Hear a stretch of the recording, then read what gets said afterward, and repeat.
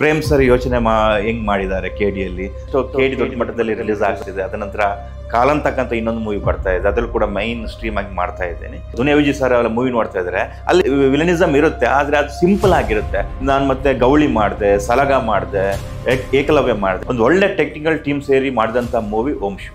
Director ಏನು imagination ಮಾಡ್ಕೊಂಡಿರ್ತಾರೆ. ಈ ಗುಲ್ಗಂಜಿ ಅನ್ನೋ ಕ್ಯಾರೆಕ್ಟರ್ನ ಸ್ಕ್ರಿಪ್ಟ್ ಅಲ್ಲಿ ತಗೊಂಡ್ರೆ ಮ್ಯಾಕ್ಬೆತ್ ಆಗಿರ್ಬೋದು ಅಥವಾ ತುಗಲಕ್ ಆಗಿರ್ಬೋದು, ಅದೆಲ್ಲೂ ಬೇರೆ ಬೇರೆ ಬೇರೆ ನೆಗೆಟಿವ್ ಕ್ಯಾರೆಕ್ಟರ್ಸೇ. ಓಂ ಶಿವಮಲ್ಲಿ ನಾನೊಂದು ಗುಲ್ಗಂಜಿ ಅನ್ನುವಂಥ ಕ್ಯಾರೆಕ್ಟರ್ನ ಮಾಡಿದ್ದೀನಿ. ಒಂದು ಬ್ಯಾಂಗ್ಳೂರಲ್ಲಿ ಇರುವಂತಹ ಒಂದು ಪುಡಿ ರೌಡಿ ಕ್ಯಾರೆಕ್ಟರ್. ಕಾಂಗ್ರೆಸ್ ಸುದ್ದಿ ಅವ್ರು ಏನಿದ್ದಾರೆ ಅವರ ಅಣ್ಣ ಅಥವಾ ತಮ್ಮನ ಕ್ಯಾರೆಕ್ಟರ್ ಆ ಥರ ಬರುತ್ತೆ. ನಾನು ಗುಲ್ಗಂಜಿ, ಅವ್ರ ಜಿಂಬೆ, ಒಂದು ವಿಶಿಷ್ಟವಾದಂತಹ ಹೆಸರು ಇದು. ಸಾಕಷ್ಟು ಕೊತ್ತಂಬರಿ, ಶುಂಠಿ, ಸಾವಿತ್ರಿ ಈ ಥರದ ಒಂದು ಕ್ಯಾರೆಕ್ಟ್ರು. ವಿಲನ್ಸ್ ಅಂದಂಗೆ ಹಂಗೇನಲ್ವಾ, ಫಸ್ಟ್ ಆಫ್ ಆಲ್ ಹೆಸರು ಕ್ಯಾಚ್ ಆಗಿರಬೇಕು. ಹೆಸರು ಕ್ಯಾಚ್ ಆಗ್ತಿದ್ದಂಗೆ ಆ ಕ್ಯಾರೆಕ್ಟರ್ ಮೇಲೆ ಇಂಟ್ರೆಸ್ಟ್ ಜಾಸ್ತಿ ಆಗಿಬಿಡುತ್ತೆ. ಆ ಥರದೊಂದು ಕ್ಯಾರೆಕ್ಟ್ರು. ಸುಮಾರು ಒಂದು 5-6 ದಿವಸ ನಾನು ಮಾಡಿದ್ದೀನಿ. ಒಂದು ರೈನ್ ಎಫೆಕ್ಟಲ್ಲಿ ಶೂಟ್ ಇತ್ತು. ನೆನ್ಕೊಂಡು ಆ ಬ್ಲಡ್ಡು, ಆ ಹೇರ್ ಸ್ಟೈಲು, ರೈನಲ್ಲಿ ಓಡಿಸ್ಕೊಂಬರೋದು, HMT ಅಂತ ಪ್ಲೇಸ್, ಅಲ್ಲಿ ಸಿಕ್ಕಾಪಟ್ಟೆ ಮುಳ್ಳು ಮತ್ತು ಏನು ಗ್ಲಾಸ್ ಪೀಸಸ್ ಎಲ್ಲ ಇರ್ತಿತ್ತು. ಸೊ ಒಂದು ಹೊಸ ಎಕ್ಸ್ಪೀರಿಯೆನ್ಸ್. ಈಗ ಯಾವುದೇ ಕ್ಯಾರೆಕ್ಟರ್ ಅಂದ್ರೂ ಕೂಡ ಅದು ನಮ್ಮ ಕ್ಯಾರೆಕ್ಟರ್ ಆಗಿರಲ್ಲ, ಯಾಕಂದರೆ ಡೈರೆಕ್ಟರ್ ಕ್ಯಾರೆಕ್ಟರ್ ಆಗಿರುತ್ತೆ. ಡೈರೆಕ್ಟ್ರು ನಾವು ಬಂದು ಇಮಿಡಿಯೇಟಾಗಿ ಜೀವ ಕೊಡ್ತೀವಿ. ಅವ್ರು ಸುಮಾರು 4-5 ವರ್ಷ ಆ ಕ್ಯಾರೆಕ್ಟರ್ನ ಮನಸ್ಸಲ್ಲಿ ಬೆಳೆಸ್ಕೊಂಡು ಬಂದಿರ್ತಾರೆ, ಅವ್ರ ಮಕ್ಕಳಾಗಿರ್ತವೆ. ನಾವು ಅವರಿಂದ ಇನ್ಪುಟ್ ತಗೊಂಡು ಆ ಶಾರ್ಟ್ ಟೈಮಲ್ಲಿ ಅದಕ್ಕೆ ಏನು ಜೀವ ಕೊಡ್ಬೋದು, ನಮ್ಮ ಎಕ್ಸ್ಪೀರಿಯೆನ್ಸ್ ಮತ್ತು ಅವ್ರ ಎಕ್ಸ್ಪೀರಿಯೆನ್ಸ್ ಸೇರಿಸ್ಬಿಟ್ಟು ಒಂದು ಹೊಸ ಪಾತ್ರ ಕ್ರಿಯೇಟ್ ಆಗಿಬಿಡುತ್ತೆ. ಇಲ್ಲ, ಅದು ಏನಾಗುತ್ತೆ, ಹೀರೋ ಅಂತಂದಾಗ ನಾವು ಸ್ವಲ್ಪ ಡಿಸ್ಕಷನ್ಸು ಕೇಳೋದು ಇದೆಲ್ಲ ಜಾಸ್ತಿ ಆಗಿರುತ್ತೆ. ಒಂದು ಪೋಷಕ ಪಾತ್ರ ಅಂತಂದಾಗ ನಾವು ಅದ್ರ ಬಗ್ಗೆ ಜಾಸ್ತಿ ಡಿಸ್ಕಷನ್ ಮಾಡೋಕ್ಕೆ ಹೋಗಲ್ಲ. ಒಂದು 5 ದಿವಸ ಬೇಕಾ, 6 ದಿವಸ ಬೇಕಾ, ಓಕೆ ಬರ್ತೀವಿ ಮಾಡ್ತೀವಿ ಅಂತ ಹೇಳ್ತೀವಿ. ಯಾಕಂದರೆ ಅಲ್ಲಿ ಹೋದಾಗ ಒಂದು ಏನು ಮೈನ್ ಕ್ಯಾರೆಕ್ಟರ್ ಇರುತ್ತೆ, ಹೀರೋ ಹೀರೋಯಿನ್ಸ್ ಏನಿರ್ತಾರೆ ಅವ್ರಿಗೆ ಸಪೋರ್ಟಿಂಗ್ ಮಾಡುವಂಥ ಕ್ಯಾರೆಕ್ಟರ್ ಇದೆ. ಎಲ್ಲ ವಿಲನ್ಸ್ ಆಗಿರ್ಬೋದು, ಅಣ್ಣ, ತಮ್ಮ, ಮಾವ, ಅತ್ತೆ, ಈ ಥರ ಕ್ಯಾರೆಕ್ಟರ್ ಎಲ್ಲ ಆ ಒಂದು ಏನು ಮೈನು ಕ್ಯಾರೆಕ್ಟ್ರಲ್ಲಿ ಹೋಗ್ತವೆ, ಆ ಕ್ಯಾರೆಕ್ಟರ್ಗಳಿಗೆ ಸಪೋರ್ಟ್ ಮಾಡುವಂಥ ಕ್ಯಾರೆಕ್ಟರ್ ಆಗಿರೋದ್ರಿಂದ ನಾವು ಯಾವ್ದು ಕೂಡ ಅದರ ಇಂಥ ಕ್ಯಾರೆಕ್ಟರ್ ಮಾಡಬೇಕಾದ್ರೆ ಜಾಸ್ತಿ ಡಿಸ್ಕಷನ್ಸ್ ಇರಲ್ಲ. ಸೊ ಡೈರೆಕ್ಟರ್ ಫೋನ್ ಮಾಡಿರ್ತಾರೆ, ಸರ್ ನಿಮ್ದೊಂದು 4-5 ದಿವಸ ಡೇಟ್ ಬೇಕು, ಮಾಡ್ತೀರಾ ಅಂತ ಕೇಳ್ತಾರೆ. ನಾವು ಮಾಡ್ತೀವಿ ಅಂತ ಹೇಳ್ತೀವಿ. ಆನ್ ಸೆಟ್ಗೆ ಹೋದ್ಮೇಲೆ ಅದನ್ನು ಅದೇ ಥರ ನಾವು ಪ್ರೆಸೆಂಟ್ ಮಾಡಿಬಿಡ್ತೀವಿ. ಏನಿಲ್ಲ, ಇದೆಲ್ಲ ಮಾಡ್ಕೊಂಬಂದಂಥ ಕ್ಯಾರೆಕ್ಟರ್ಗಳೇ. ನೆಗೆಟಿವ್ ಅಂದಮೇಲೆ ನಿಮ್ಗೆ ಅದೇ ಕಿರುಚೋದು, ವಿಲನಿಶ್ ಆಗಿ ಬಿಹೇವಿಯರ್ ಮಾಡೋದು, ಕನ್ನಿಂಗ್ ಎಲಿಮೆಂಟನ್ನು ತೋರಿಸೋದು, ಇದೆಲ್ಲ ಇದ್ದೇ ಇರುತ್ತೆ. ಆದರೆ ನಾನು ಹೇಳ್ದಂಗೆ ಡೈರೆಕ್ಟರ್ ಏನು ಇಮ್ಯಾಜಿನೇಷನ್ ಮಾಡ್ಕೊಂಡಿರ್ತಾರೆ. ಈ ಗುಲ್ಗಂಜಿ ಅನ್ನೋ ಕ್ಯಾರೆಕ್ಟರ್ನ ಹೆಂಗೆ ತೋರಿಸ್ಬೇಕು, ಅವನೊಂದು ರೌಡಿಸಮ್ ಫ್ಲೇವರ್ ಹೆಂಗಿರುತ್ತೆ, ಯಾವ ಥರದ ಮ್ಯಾನರಿಸಮ್ ಇರುತ್ತೆ, ಇದನ್ನೆಲ್ಲ ಅವ್ರು ಮೊದಲೇ ಯೋಚನೆ ಮಾಡಿರೋದ್ರಿಂದ ಆ್ಯಸ್ ಅನ್ ಆ್ಯಕ್ಟರ್ ಆಗಿಬಿಟ್ಟು ನನಗೂ ಕೂಡ ಒಂದು ಹೊಸ ಅನುಭವ ಆಗಿರುತ್ತೆ, ಒಂದು ಹೊಸ ಪಾತ್ರನ ಮಾಡ್ದಂಗೆ ಆಗಿರುತ್ತೆ. ಪ್ರತಿಯೊಬ್ಬರು ಕೂಡ ನಾನು ನೋಡ್ದಂಗೆ ಎಲ್ಲರೂ ಕೆಟ್ಟವರೇ. ಈಗ ನಾನು ಗುಲ್ಗಂಜಿ ಅನ್ನೋಂಥ ಕ್ಯಾರೆಕ್ಟರ್ ಮಾಡ್ತಾ ಇದ್ದೀನಿ. ಈಗ ಯಾವುದೊಂದು ಸ್ಕ್ರಿಪ್ಟಲ್ಲಿ ತಗೊಂಡ್ರೆ ಮ್ಯಾಕ್ಬೆತ್ ಆಗಿರ್ಬೋದು ಅಥವಾ ತುಗಲಕ್ ಆಗಿರ್ಬೋದು, ಅದೆಲ್ಲೂ ಬೇರೆ ಬೇರೆ ಬೇರೆ ನೆಗೆಟಿವ್ ಕ್ಯಾರೆಕ್ಟರ್ಸೇ. ಸೊ ಎಲ್ಲದಕ್ಕೂ ಬೇರೆ ಬೇರೆ ಬೇರೆ ಆಯಾಮ ಇರುತ್ತೆ. ಅಂಥದ್ರಲ್ಲಿ ಗುಲ್ಗಂಜಿ ಅನ್ನೋದೊಂದು ಹೊಸ ಆಯಾಮ ಅಷ್ಟೇ. ನನ್ನ ಎಜುಕೇಷನ್ ಟೈಮಲ್ಲಿ ಆಗಿರ್ಬೋದು, ರಂಗಭೂಮಿ ಮಾಡ್ತಿರ್ಬೇಕಾದ್ರೆ ಆಗಿರ್ಬೋದು, ಅಥವಾ NST ಅಥವಾ ನೀನಾಸಂ ಪೀರಿಯಡ್ ಆಗಿರ್ಬೋದು, ನಾನು ಅಲ್ಲಿ ಒಂದು ಸಲ ಸ್ಟಾರ್ಟಿಂಗಲ್ಲಿ ರಶೋಮನ್ ಮೂವಿ ನೋಡಿದೆ. ಅಲ್ಲಿ ಅಕಿರಾ ಕುರೋಸಾವನ ರಶೋಮನ್ ಮೂವಿಯಲ್ಲಿ ತುಷಾರೋ ಮಿನೋಫೆ ಅನ್ನೋಂಥ ಒಬ್ಬ ಆ್ಯಕ್ಟರ್ ಇದ್ದಾನೆ. ಅವನ ಆ್ಯಕ್ಟಿಂಗ್ ನೋಡಿದಾಗ, ಅವನ ಸ್ಟೈಲು, ಅವನ ಅಗ್ರೆಸಿವ್ನೆಸ್ ಎಲ್ಲ ನೋಡಿದಾಗ ನನಗೆ ಈ ಥರ ಒಬ್ಬ ಆ್ಯಕ್ಟರ್ ಆಗಬೇಕಂತ ಅನ್ನಿಸ್ತು. ಸೊ ಇಂಡಿಯನ್ ಮೂವೀಸಲ್ಲಿ ನೋಡಿದಾಗ ಈ ಥರ ಅಗ್ರೆಷನ್, ಈ ಥರ ಬಿಹೇವಿಯರ್ ಎಲ್ಲ ಇರೋದು ನಿಮಗೆ ನೆಗೆಟಿವ್ ರೋಲಲ್ಲೇ. ಸೊ ಅದು ನಂಗೆ ತುಂಬ ಇಷ್ಟ ಆಯಿತು. ಮತ್ತು ಎಜುಕೇಷನ್ ಮಾಡ್ತಾ ಮಾಡ್ತಾ ಮಾಡ್ತಾ ನನಗೆ ಪ್ರಕಾಶ್ ರಾಜ್ ತುಂಬ ಇಷ್ಟ ಆಗೋಕ್ಕೆ ಶುರು ಆದರು. KK ಮೆನನ್ ಆಗಿರ್ಬೋದು, ನಮ್ಮ ರಂಗೇನ್ ರಘು ಅವರು ತುಂಬ ವಿಲನ್ ಕ್ಯಾರೆಕ್ಟರ್ ಮಾಡ್ತಿದ್ರು, ಶರತ್ ಲೋಹಿತಾಶ್ ಅವರು ಆಗಿರ್ಬೋದು. ಸೊ ಇದೆಲ್ಲ ನೋಡಿದಾಗ ನಂಗೆ ಅನಿಸ್ತಿತ್ತು, ನಾನು ಈ ಥರ ಆ್ಯಕ್ಟರ್ ಆಗಬೇಕು, ಈ ಥರ ನಾನು ಏನು ಅಂದ್ಕೊಂಡಿದ್ದೆ, ನಾನು ಎಂಜಾಯ್ ಮಾಡಬೇಕಂತ ನಂಗೆ ಅನಿಸ್ತಾ ಇತ್ತು. ಹೀರೋ ಮಾಡಬಾರ್ದಂತ ಏನಿಲ್ಲ, ನಾನು ಸೂಜಿದಾರ ಹೀರೋ ಆಗಿ ಮಾಡಿದೆ. ಮೂವಿ ಒಳ್ಳೆ ಕ್ರಿಟಿಕಲಿ ಎಲ್ಲರೂ ಅದನ್ನು ಇಷ್ಟಪಟ್ಟರು. ಸೆಕೆಂಡ್ ಈಗ ಯಾವುದು ಜಂಗಲ್ ಮಂಗಲ್ ಮಾಡಿದೆ, ಸಾಕಷ್ಟು ಜನ ಮೂವಿ ನೋಡಿದ್ರು, ತುಂಬ ಎಂಜಾಯ್ ಮಾಡಿದರು. ಇದಾದಮೇಲೆ ಈಗ ನೆಕ್ಸ್ಟು KD ದೊಡ್ಡ ಮಟ್ಟದಲ್ಲಿ ರಿಲೀಸ್ ಆಗ್ತಿದೆ. ಅದ ನಂತರ ಕಾಲಂತಕ್ಕಂಥ ಇನ್ನೊಂದು ಮೂವಿ ಬರ್ತಾ ಇದೆ, ಅದರಲ್ಲಿ ಕೂಡ ಮೈನ್ ಸ್ಟ್ರೀಮ್ ಆಗಿ ಮಾಡ್ತಾ ಇದ್ದೀನಿ. ನೋಡೋಣ ಜನ ಯಾವ ಥರ ತಗೋತಾರೆ, ಯಾವುದನ್ನು ಇಷ್ಟಪಡ್ತಾರೆ, ಅದ್ರ ಮೇಲೆ ಮತ್ತೆ ಡಿಸೈಡ್ ಮಾಡ್ತಾ ಹೋಗೋಣ. ಇಲ್ಲ, ಪ್ರಿಪ್ರೇಷನ್ ಅಂತಂದರೆ ಈಗ ಪ್ರಿಪ್ರೇಷನ್ ಅಂದರೆ 5 ಸೆನ್ಸಸ್. ಏನಂದರೆ ನಾವು ನೋಡ್ತೀವಿ, ಕೇಳ್ತೀವಿ, ಮಾತಾಡ್ತೀವಿ, ಏನು ಸೆನ್ಸ್ ಆಗುತ್ತೆ, ಟಚ್ ಮಾಡೋಕ್ಕೆ ಸೆನ್ಸ್ ಆಗುತ್ತೆ. ಈ 5ರಲ್ಲೇ ನಾವು ಏನಿದ್ರೂ ಇದು ಮಾಡ್ಕೋಬೇಕಾಗತ್ತೆ.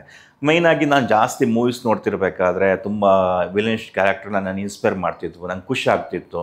ಒಂದು ಆ ಥರ ಸ್ಟೋರೀಸ್ ನನಗೆ ಇಷ್ಟ ಆಗಿರೋದ್ರಿಂದ ಜಾಸ್ತಿ ಮೂವಿ ನೋಡ್ತಾ ನೋಡ್ತಾ ನೋಡ್ತಾ ನೋಡ್ತಾ ನೋಡ್ತಾ ನಾನು ವಿಲನ್ ಅನ್ನುವಂಥ ಏನೋ ಇದಿದೆ ಅದನ್ನು ಜಾಸ್ತಿ ಮೇಲೆ ಹಾಕ್ಕೊಂಡೆ. ಈಗ ನಾನು ಏನು ರಿಯಲ್ ಲೈಫಲ್ಲಿ ನಾನು ಯಾವ್ದು ಕೂಡ ಆ ಥರ ನಡ್ಕೊಂಡವನಲ್ಲ. ಆದರೆ ಇಂಥ ಮೂವೀಸ್ ಬಂದಾಗ ಎಲ್ಲ ನಾವು ಕ್ಯಾಚ್ ಮಾಡ್ಕೊಂಡಿರ್ತೀವಲ್ಲ, ಬೇರೆ ಬೇರೆ ಮೂವಿ ನೋಡ್ಕೊಂಡು ಬೇರೆ ಬೇರೆಯವರ ಮ್ಯಾನರಿಸಮ್ ಆಗಿರ್ಬೋದು, ಅವರ ಕ್ಯಾರೆಕ್ಟರೈಸೇಷನ್ ಆಗಿರ್ಬೋದು, ಇದನ್ನೆಲ್ಲ ನೋಡ್ಕೊಂಡು ಬಂದಾಗ ಇದೆಲ್ಲೋ ನಮ್ಮ ತಲೆಯಲ್ಲಿ ಎಲ್ಲೋ ಕಡೆ ಕೂತಿರುತ್ತೆ. ನಾವು ಯಾವುದೊಂದು ಪರ್ಫಾರ್ಮ್ ಮಾಡಬೇಕಾದ್ರೆ ಅದರದ್ದು ಏನೋ ನಾವು ತಗೋತೀವಿ, ಅದನ್ನು ತಗೊಂಡು ಏನೋ ಒಂದು ಹೊಸದಾಗಿ ರೆಡಿ ಮಾಡ್ಕೋತೀವಿ. ಇಲ್ಲ, ಎಲ್ಲ ಥರದ ಇದಕ್ಕೆ ಪ್ಲೇಸ್ ಇದೆ. ಈಗ ನೋಡಿ ಏನಂದರೆ, ಕಮರ್ಷಿಯಲ್ ಮೂವಿಯಲ್ಲಿ ವಿಲನಿಸಮ್ಗೆ ಜಾಸ್ತಿ ಆದ್ಯತೆ ಕೊಡ್ತಾರೆ. ಇನ್ನು ಕೆಲವು ರಿಯಲಿಸ್ಟಿಕ್ ಮೂವಿಯಲ್ಲಿ ಅಷ್ಟೊಂದು ಆದ್ಯತೆ ಇರಲ್ಲ, ಯಾಕಂದರೆ ಮನುಷ್ಯನಾಗಿ ತೋರಿಸ್ತಾರೆ ಇಲ್ಲಿ. ಈಗ ಕಮರ್ಷಿಯಲ್ ಮೂವಿಯಲ್ಲಿ ಒಂದು ವಿಲನ್ ಅಂದರೆ ಅವನು ಫಾರ್ಚುನಲ್ಲಿ ಬರ್ತಾನೆ, ಒಂದು 25 ಜನ ಒಟ್ಟು ಮಾಡ್ಕೊಂಡು ಬರ್ತಾನೆ, ಆ ಥರ ತೋರಿಸ್ಬಿಡ್ತಾರೆ. ಈಗ ನೀವು ಸಿಂಪಲ್ಲಾಗಿ ಸೂರಿ ಸರ್ ಮೂವಿ ಎಲ್ಲ ನೋಡ್ತಾ ಇದ್ರೆ, ನಿಮಗೆ ನಮ್ಮ ಯಾರು ದುನಿಯಾ ವಿಜಯ್ ಸರ್ ಎಲ್ಲ ಮೂವಿ ನೋಡ್ತಾ ಇದ್ದಾರೆ, ಅಲ್ಲಿ ವಿಲನಿಸಮ್ ಇರುತ್ತೆ, ಆದರೆ ಅದು ಸಿಂಪಲ್ ಆಗಿರುತ್ತೆ. ನಮ್ಮ ಅಕ್ಕಪಕ್ಕ ಮನೇಲಿ ನೋಡಿದಂಥ ಜನಗಳು ನೋಡ್ದಂಗೆ ಆಗ್ಬಿಡುತ್ತೆ.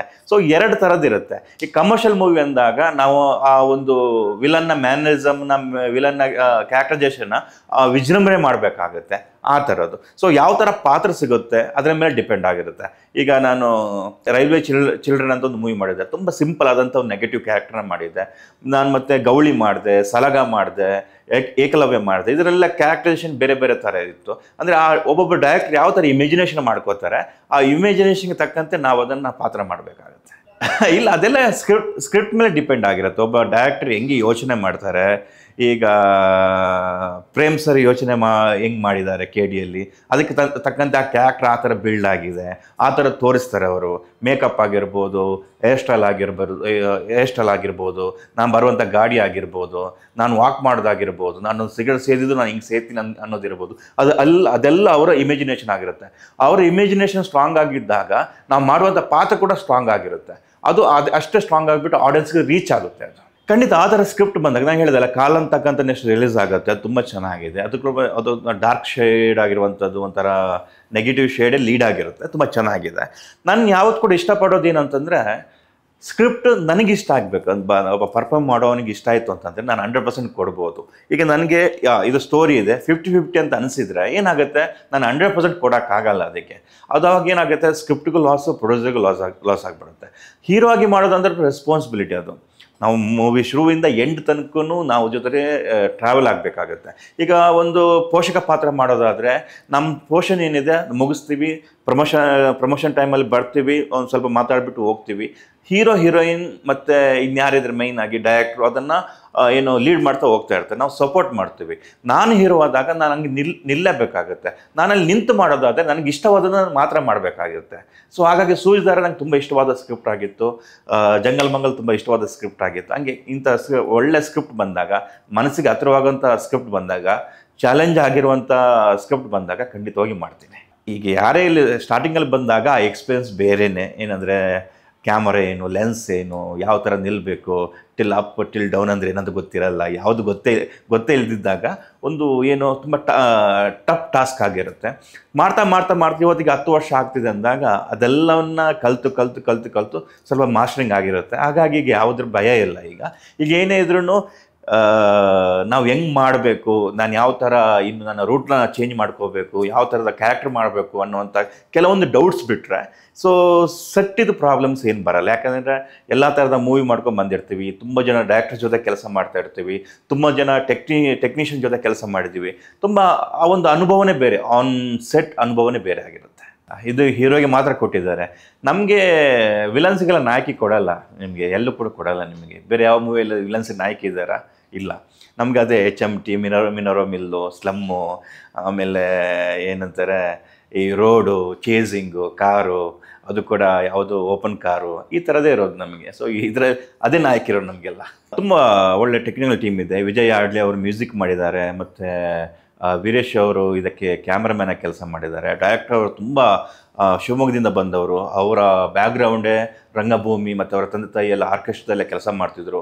ಆ ಒಂದು ಬ್ಯಾಕ್ಗ್ರೌಂಡಿಂದ ಬಂದಿದ್ದರಿಂದ ಅಲ್ವಿನ್ ಅವರು ತುಂಬ ಚೆನ್ನಾಗಿ ಕೆಲಸ ಮಾಡಿದ್ದಾರೆ. ನಾನು ಈ ಸ್ಕ್ರಿಪ್ಟ್ ಕತೆ ಗೊತ್ತಿಲ್ಲ, ನನ್ನ ಕ್ಯಾರೆಕ್ಟರ್ ಅಷ್ಟೇ ಗೊತ್ತು ನನಗೆ, ಬಟ್ ಅವರ 2 ಸ್ಕ್ರಿಪ್ಟ್ ಗೊತ್ತು ನನಗೆ. ತುಂಬ ಗಾಢವಾಗಿದ್ದು, ತುಂಬ ಒಂದು ಒಳ್ಳೆಯ ಕತೆ ಕೂಡ. ಹಾಗಾಗಿ ಖಂಡಿತವಾಗಿ ಅಂದ್ಕೋತೀನಿ ಈ ಕತೆ ತುಂಬ ಸ್ಟ್ರಾಂಗ್ ಆಗಿದೆ ಅಂತ ಹೇಳ್ಬಿಟ್ಟು. ಒಂದು ಒಳ್ಳೆ ಟೆಕ್ನಿಕಲ್ ಟೀಮ್ ಸೇರಿ ಮಾಡಿದಂಥ ಮೂವಿ ಓಂ ಶಿವಂ. ಈಗ ನಾನಿದ್ದೀನಿ, ವರ್ಧನ್ ಅವರಿದ್ದಾರೆ, ರವಿ ಕಾಳೆ ಸಾರ್ ಇದ್ದಾರೆ, ಹಾಗೆ ಕಾಕ್ರೋಚ್ ಸುದಿ ಅವರಿದ್ದಾರೆ. ತುಂಬ ಅದ್ಭುತವಾದ ಕ್ಯಾರೆಕ್ಟರ್ ಮಾಡಿದ್ದಾರೆ. 2 ಶೇಡಲ್ಲಿ ಕಾಣಿಸ್ಕೋತಾರೆ ಅವರು. ಒಂದು ಮಂಡ್ಯ ಕಡೆ ಶೂಟ್ ಮಾಡಿದ್ದು, ಇನ್ನೊಂದು ಬ್ಯಾಂಗ್ಳೂರು ಕಡೆ ಶೂಟ್ ಮಾಡಿದ್ದು. ಆಮೇಲೆ ಲಕ್ಷ್ಮಿ ಮೇಡಮ್ ಅವರಿದ್ದಾರೆ, ಅಪ್ರೋಮ್ ಮೇಡಮ್ ಅವರಿದ್ದಾರೆ, ಸಾಕಷ್ಟು ಜನ, ಇದು ರೋಬೋ ಗಣೇಶ್ ಅವರಿದ್ದಾರೆ, ಸಾಕಷ್ಟು ಜನ ತಾರಾಗಣ ಇರುವಂತಹ ಚಿತ್ರ ವಂಶು.